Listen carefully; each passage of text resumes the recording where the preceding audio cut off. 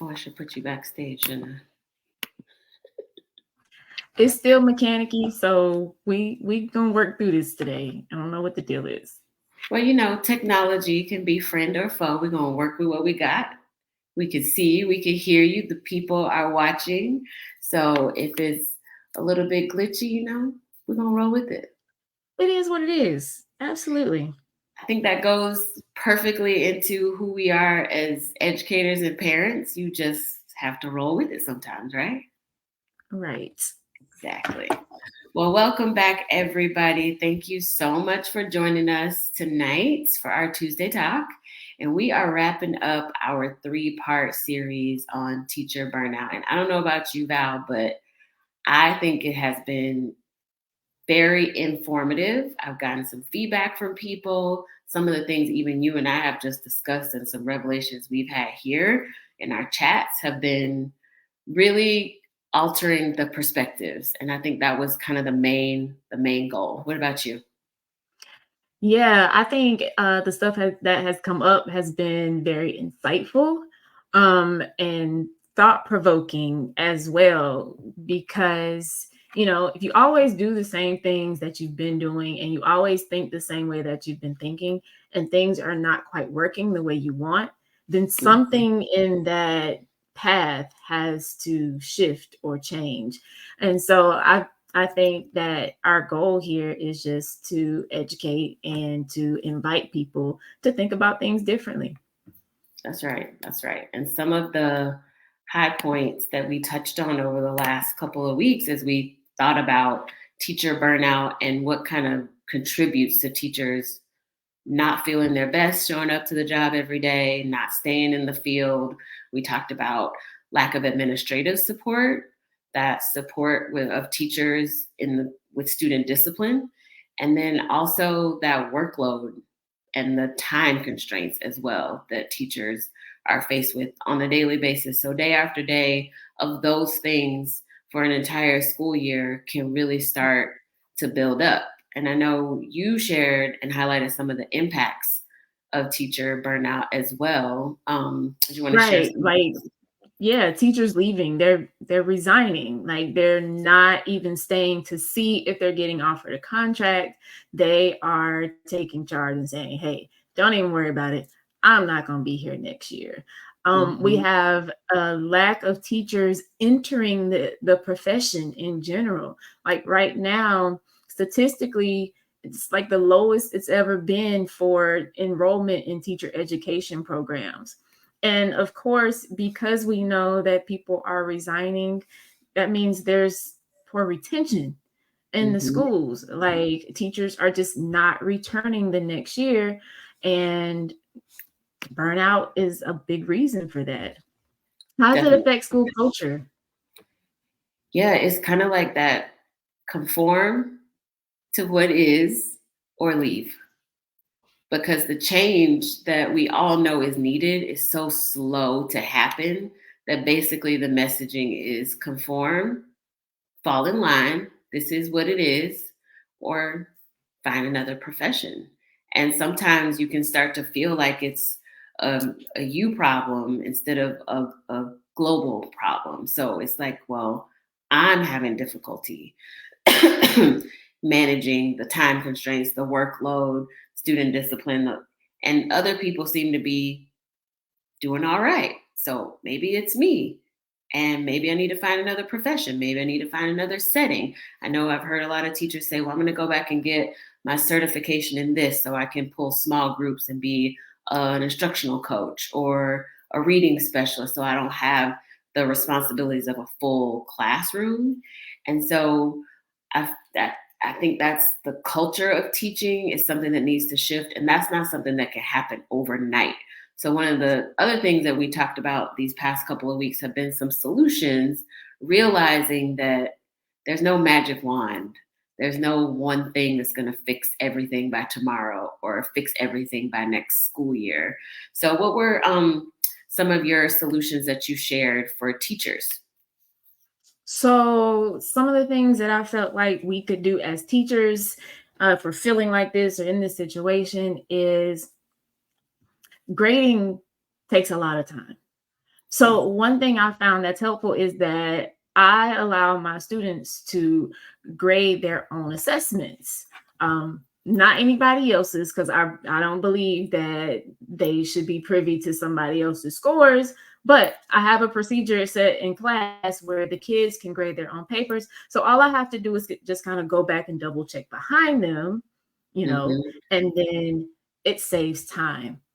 um, I think assigning roles to the students, like secretarial roles, attendance, and things like that, could also lift some of the load from the teacher. And the Mhm. benefit of that to the student is that it holds them accountable, it gives them responsibility. And so they start taking ownership in the classroom culture, and it also gives them some value. And Yeah. then the last thing that I will offer, tonight is sometimes the students themselves are what's drawing the energy out of you or stressing you out. And so dealing with student behavior was one thing that we touched on also before. And I found that one thing that works well with me is, instead of matching students' energy for energy, Mhm. because that tends to escalate situations, I found that actually doing the opposite with the kid is more helpful. So, for example, if you have a kid that tends to be boisterous and vocal and out loud and can look from the outside like they're angry, Mhm. then instead of matching that energy, go the opposite way. So I get low tone. I still stay firm, but my Mhm. volume goes low, my tone goes neutral, and it ends up neutralizing the feelings and the high energy of the kid. And it also tends to work in reverse as well. That's good. So, like a little bit of mindfulness, being mindful of the way you're reacting in those situations. I think that's really good. I know for parents, for myself, and I know people watching and you who have kids, like I can't teach at home. I'm not a teacher. I always use the example of like, I know how to read. I don't know how to teach somebody else how to read. So it's a skill set I don't have. So I feel like for parents, it's not our job to teach our kids at home. Our job is primarily to create an environment at home that helps a child thrive in school. So setting those schedules, setting boundaries for use of devices after a certain Mhm. time, making sure that, your kid is increasingly being more independent with things around the house. It just helps balance out your own personal workload at home so you don't feel like you need to sit down and reteach them things. And if you feel like you are at that point where you are teaching them at home, then that's the time to have a conversation with the parent, with the teacher as well, to say, hey, what can we do to help fill in the gap? Because I can't be teacher at home after a whole day of teaching at, a whole day of learning at school. Sometimes kids just need like that mental break. And so if I'm getting all the work at school and at home, it can be a lot. So I feel like having that conversation with teachers as well to kind of understand the expectations is really important. Absolutely. Yeah. Absolutely. And I know we talked a lot about schools kind of doing more as far as assistance for the teachers. Hiring more bodies in the school is probably not something that's going to fit within a school's budget. But I feel like we touched on some of that mindfulness earlier in our episodes, and even tonight as well, just bringing that present state of mind to help you kind of navigate a lot of the hurdles that teachers feel themselves jumping over day to day. And so we invited a special guest to join us tonight. And before I bring her from backstage, I just want to share her bio. So, Danita Byrd is a licensed mental health counselor. She has a master's degree in education, focusing on curriculum and instruction, along with a master's in clinical mental health, emphasizing on marriage and family therapy. Her career began with work in a behavioral center with school age students and coaching parents and teachers on ways to implement behavioral changes in the home and at school. 5 years ago, she established her own private practice, and she is driven by her passion to empower women to thrive. And she is a board certified national counselor and licensed mental health counselor.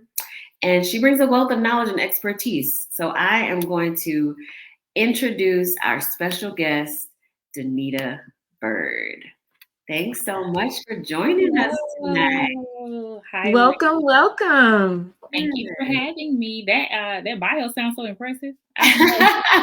That's you. It's you, girl. Wow. It's you. Oh, my. Well, I was watching and listening to your series, and thank you for having me on. This is very exciting. Yay. So I feel like it's so perfect to have you here for part 3 because this kind of encapsulates everything that we've been talking about. Mm-hmm. And so I just jump right in with the questions. You good with that? Yes. Do it. All right. So we want to know, how does teacher burnout kind of manifest itself in the day-to-day work life of teachers, like ways that we can see and sometimes ways we can't see as well? The ways you can see and that are the typical ways is stress in your classroom and difficulties with managing it, and even kind of almost giving up.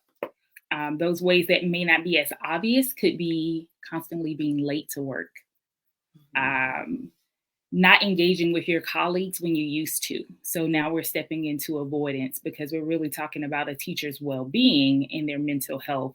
And that's what burnout is. That's what it is. And that's what it's contributing to. It's attacking their mental health and well-being. So those are some ways that you'll notice it, the stress and those little things like avoiding. You stay in your classroom now when you used to engage more. So those are some things to watch out for. And you said the key word more than once, mindfulness. Is really important for what I'm going to recommend. Val, have you experienced any of those types of manifestations of burnout yourself, being a middle school teacher? I mean, absolutely, pretty much every single one. One of the indicators for me was the not engaging with my colleagues as normal. I think it's because I am one that kind of does stick to myself, which is okay. But I began to like go into a shell. Like I wasn't trying to talk to nobody. And so that's definitely an indicator. And then even some of my colleagues, one indication for them, like she said, is like just hyper focused on the pressure of things. Like that's all they talk about constantly every single day. And they seem to can't get past what's being put on them as pressure versus, well, how can I try to, do some things differently? So like no hope and no possibility type of conversation. Mm-hmm. So spot on. Yeah.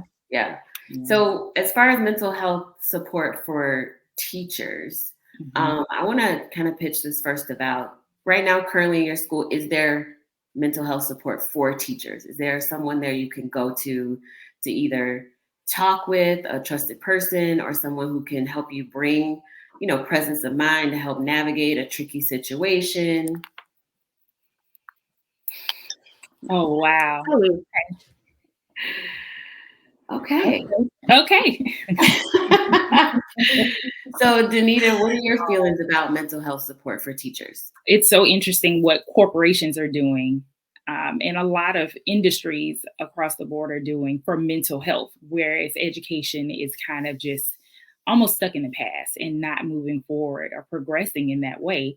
A lot of places are doing like a wellness Wednesday. So even being able to do something like that at your school, you may be the person that starts it at your school, and then what that looks like for your school and time will be different for everyone. But something like that, they may not be able to bring in a mental health therapist to the school, but these are things that just give the teacher a break, even if it's 5 minutes, to be with a colleague. And it's not that time where you're working on the next lesson plan, but you really get a break, even if it's a walk around the building together as a team. Anything along those lines that's giving you a pause on that hyper focus, on the stress, just a moment to step away. So a Wednesday wellness or Wellness Wednesday could be an excellent opportunity to introduce into a school. So it's going to be small, simple things that start to make a difference for teachers. Gotcha. And so, Yeah, I'm sorry. She made me think about something. As far as like, introducing it or being the one to kind of bring that up and try to incorporate it in school.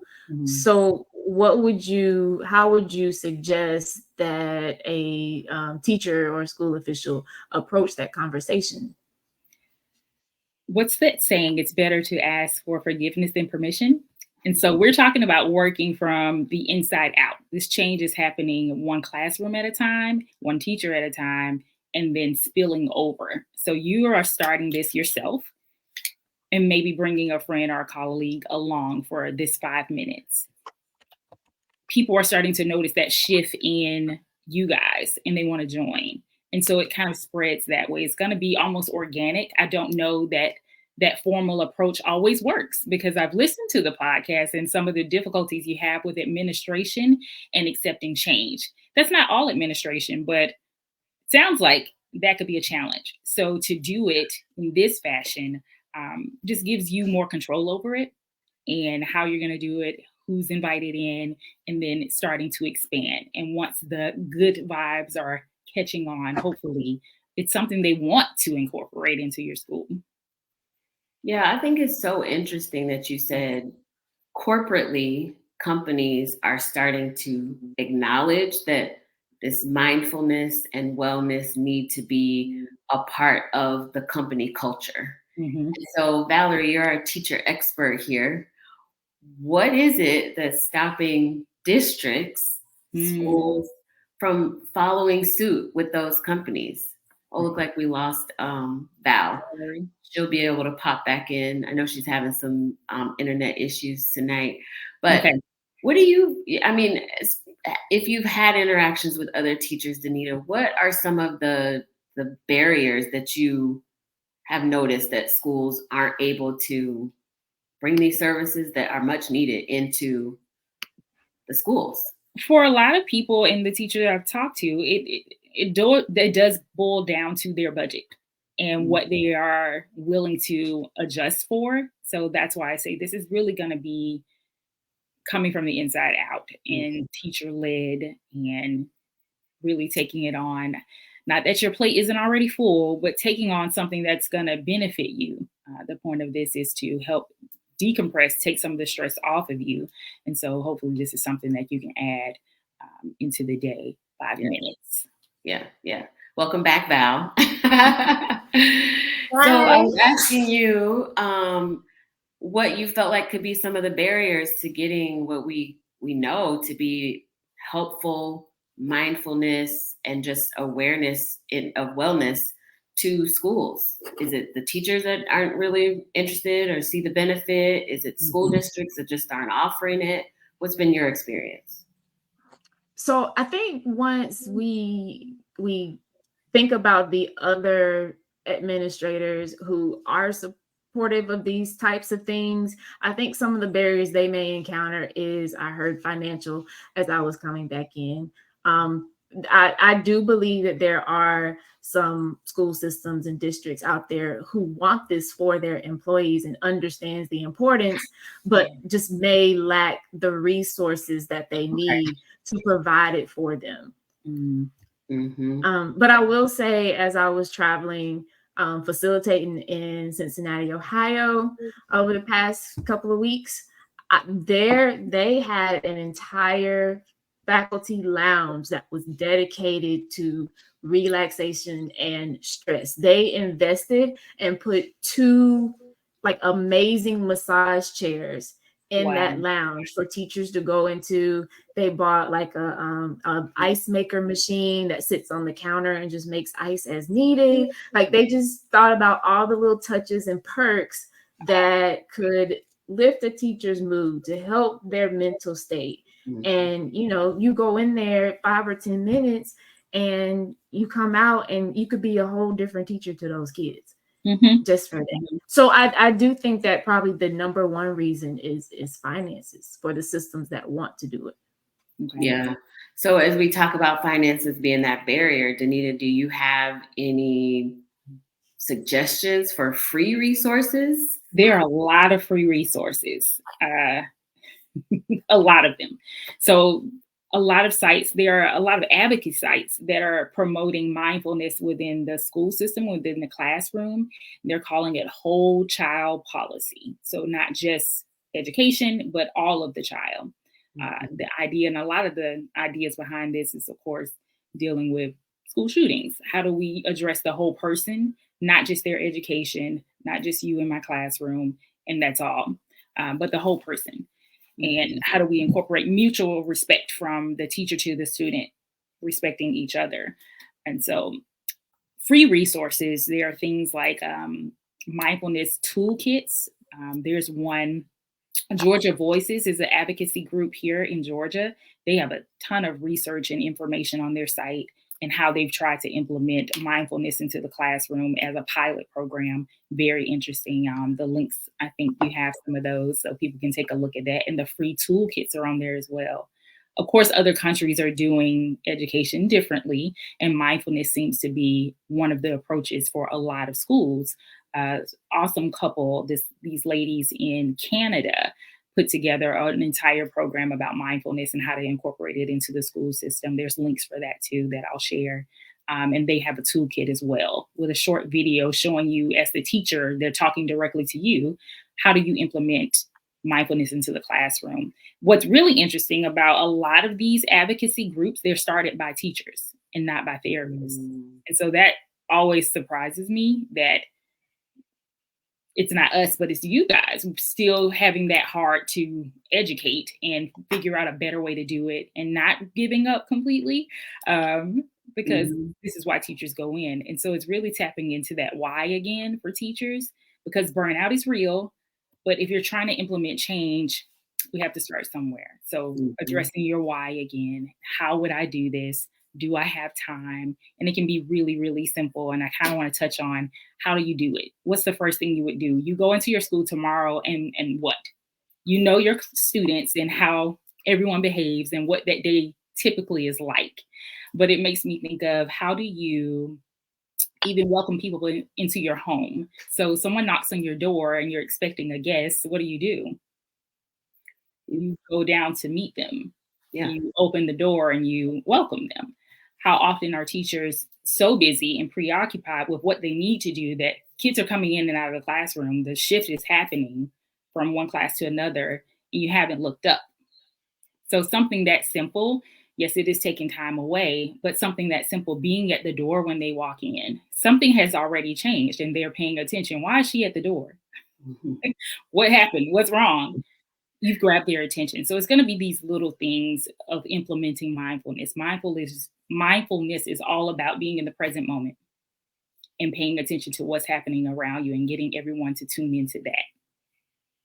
I love that. And I love that you said teachers are the ones that are starting this, because as educators, I feel like you see the need and you fill the need, right? Like you step in to the gap. I'm sure you do this every day, Valerie, working outside of what you might technically be responsible for doing, because you see a need and you address the need. Yeah, you do. And it's, if you are in education for the right reasons, then it's an automatic response.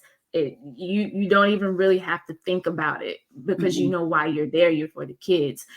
And I love how, Dr. Danita, you're giving us tips as the educator, because as we said earlier, in so many cases, we do feel like the mentality across the building or the district may be that, oh, you're the problem. It's you, not us. So you need to figure out what you're going to do about it. And although, that's not cool, these are some things that can help us individually in our situations. But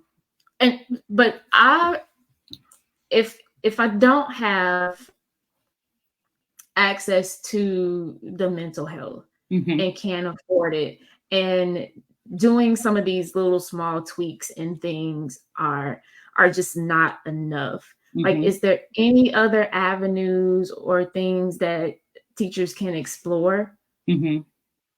Beyond mindfulness, right now, I'm sure there are, but that is typically my background and my focus. And because it's so easy to access, this is where I would direct a teacher every time. When I say it's easy to access, it's the really the creativity of the teacher too, because mindfulness can be very intuitive. And so when I say getting their attention at the door and starting off your class that way, making eye contact with them when normally you may not have time to. So it's that changing your hyper focus from the lesson plan for a moment into the people, because we're talking about that human to human connection again that we may be stepping away from because of all the pressures you're under. And so even mindfulness for the teacher alone, before the kids even enter the room, is really important, and giving you a few minutes to take that walk with your colleagues, to take a few deep breaths. If you want to listen to meditation, mindfulness is not just about meditation. There's so many facets of it. So being able to take time for yourself before they come in. And I keep talking about time, and I know that's a valuable, you can't get it back. And this is the thing that teachers really struggle with, is I don't have enough time to do half the things you do in a day. But it's kind of, I say it's 3 T's. It's training, it's time, and team building. When you're trying to make this type of change, when we're using mental health as a tool. So the training is tapping into these free resources or a clinician who is available to provide it, right? So we are out there and we have kids and we want the best for teachers and our kids as well. So it's tapping into those resources, who may be willing to give some time and offer that training or the resources. The other part is when those changes start to happen in your classroom. I do know a teacher who does this. She has her kids come in, she greets them at the door, and she has them journal what just happened in the hallway, because we're going to leave it. You can put it down. We can talk about it. We've got 5 minutes to do it. And it's giving everybody a chance to kind of like shake it off before they get into her lesson. So if you're implementing mindfulness that way, it is all about tuning in. It helps people focus more. It improves memory and processing speed in your brain. Like, this is what studies show. So of course we want that in our students. So the benefits of mindfulness are kind of hard to debate and implement all these other things that require a lot more training. So mindfulness is, again, so intuitive and easy to tap into. I would push mindfulness all day before I. And I'm so glad you said that, because I know teachers who their first defense is going to be, I don't have time for that, just as you said. And from the teacher side, I would invite other teachers to think about it as in, you're going to waste the time anyway if you don't go ahead and address these things at the beginning. And there are so many times, like you mentioned, if something just happened in the hallway, fight or whatever it may be, there's been so many times where I get the kids in the room and I know that if we do not talk about this, it's going to be talked about in between me trying to teach the lesson, as soon as I give them free time to do any work that I want to give them. And I teach math. So they're not trying to do the math. So anything else that is going on that they can get distracted from, that's what they're going to do. But the times when I say, okay, we got 5 minutes, tell me what happened. And I can guide the conversation and make sure that it stays positive and conducive to them learning some social skills, some mindfulness, like you said, to help them process it. Then when we're done with those 5 minutes, okay, now we can do class. And now we can stay on task and get done what we need to get done. It relieves the pressure for them. It relieves the stress for me in the moment. Yeah. And we have some questions in the chat too. Someone asked them, do schools still include a moment of silence? Valerie, are they still doing that in schools now, in your school at least? The schools that I have been in, yes, they still do. Okay. But I can't speak for all, just the ones I've been in the South. And is there guidance during that moment of silence, or is it just like everybody hush for these 2 minutes? No, that is a time where, like, literally silent. There is no focus on this or think about this. It's whatever the kid feels like they want to do in that moment, as long as nobody's saying anything. So maybe that could be the 2 minutes that the teacher captures, that moment of silence. If you already have that instituted in your school, then capture that and maybe give some guidance on what they could be thinking about. Maybe some deep breaths, I hear you saying, Danita, or maybe journaling. And if you don't have that 2 minutes already allocated, then 2 minutes at the start of your class, maybe to introduce some of these kind of guided mindfulness strategies could be helpful as well. Also in the chat, we have journaling. Journaling, we know, is a big part of mindfulness. So could that be something that teachers could do as well for themselves and also for their students? Because I think it could be beneficial for both. Was that for me or for Valerie? For you, Danita. Absolutely. That's absolutely, it's part of mindfulness, being able to reflect on your day and what's happening. It needs an outlet. What you're going through, you need to be able to release it. If you don't have time to sit with a mental health professional, journaling can kind of appease that need in the moment. So absolutely.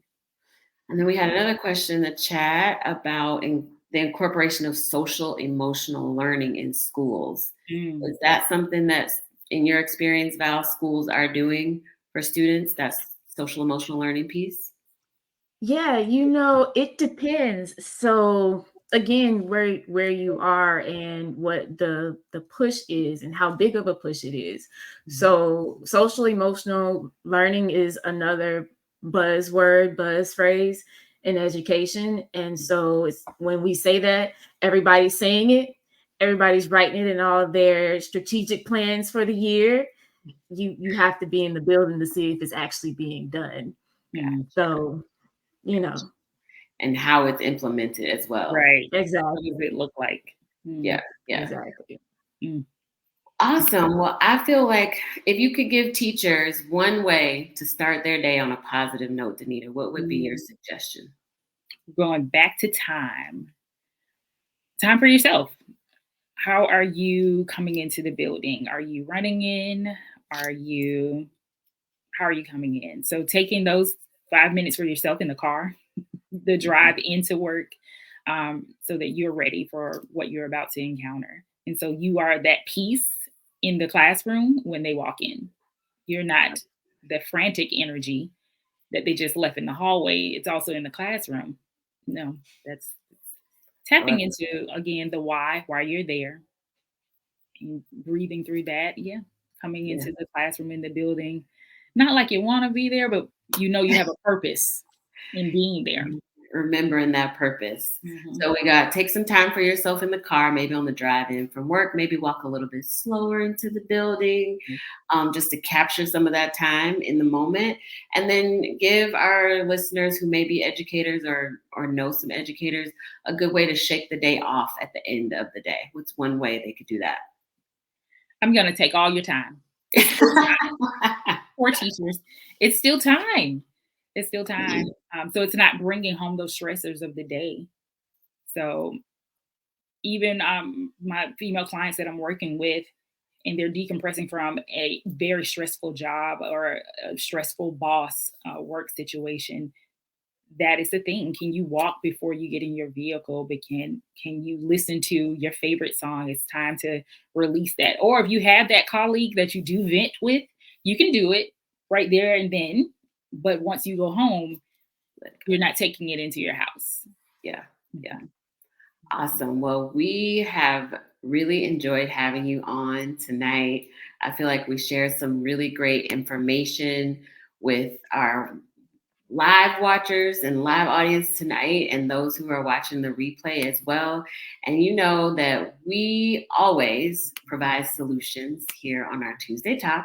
So Danita was kind enough to create some resources to share on a newsletter. So I am going to, in the chat, excuse me, I'm going to pop in a link that you can fill out a Google form, and it just asks for your name and your email address. And if you fill that out, then it will cue us to send you the newsletter. So I'm going to put that in the chat right now to be able to share that. And it has some great resources. The links are there. All of the resources that Danita talked about today, those free resources, are listed on this newsletter. And those links literally walk you through how to be the change that you need to be for yourself as a teacher, and then also for your students as well. All right, ladies. Thank you. Thank you so much for joining us tonight. We appreciate your time, and hopefully everyone has taken away some good mindfulness strategies for themselves as well. So we will see everybody next Tuesday for another Tuesday Talk. Thank you so much for joining us for these past 3 weeks. This was a great series, and we will see you all on Tuesday. Have a good night. Good night.